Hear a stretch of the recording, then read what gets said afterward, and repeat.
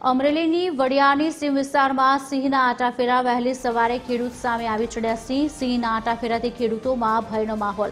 શિકારની શોધમાં સિંહ આવી ચડ્યાનું અનુમાન લગાવવામાં આવી રહ્યું છે।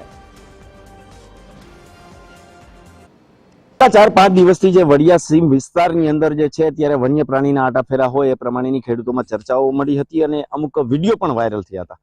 ત્યારે હું સીધા દ્રશ્ય બતાવીશ। હાલ આપણે આ વડિયા શહેરનો જે સીમ વિસ્તાર છે, આ વિસ્તારમાં જ આપણે કોઈ વન્ય પ્રાણીના જે પગના સગડો છે એ સગડોના અહીંયા નિશાનો જોવા મળ્યા છે અને ગોળ કુંડાળું પણ ખેડૂતે કર્યું છે। જોકે આ સગડ આપણે કહી શકીએ છીએ કે આ સિંહના પંજા હોય એ પ્રમાણેના અહીંયા આ જે પગના જે પંજાઓ દેખાઈ રહ્યા છે।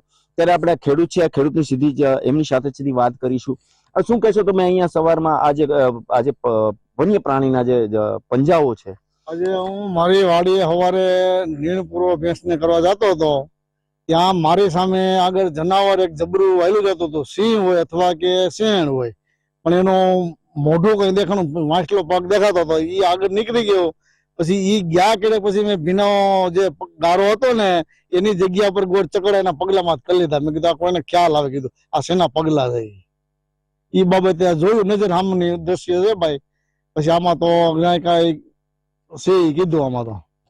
જોકે 3-4 દિવસથી આ વિસ્તારની અંદર વન્ય પ્રાણી આવી ચડ્યા હોય એ પ્રમાણેની ખેડૂતોમાં વાત જોવા મળી છે। જોકે સિંહ આ વિસ્તારમાં હોય, સિંહણ આ વિસ્તારમાં એમના બચ્ચા સાથે આવી હોય એ પ્રમાણેની પણ વાતો સાંભળવા મળી છે।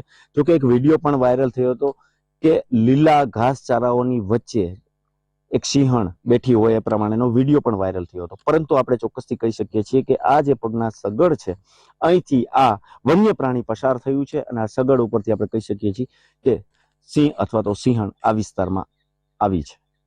પરેશ પરમાર, TV 13 ગુજરાતી, અમરેલી।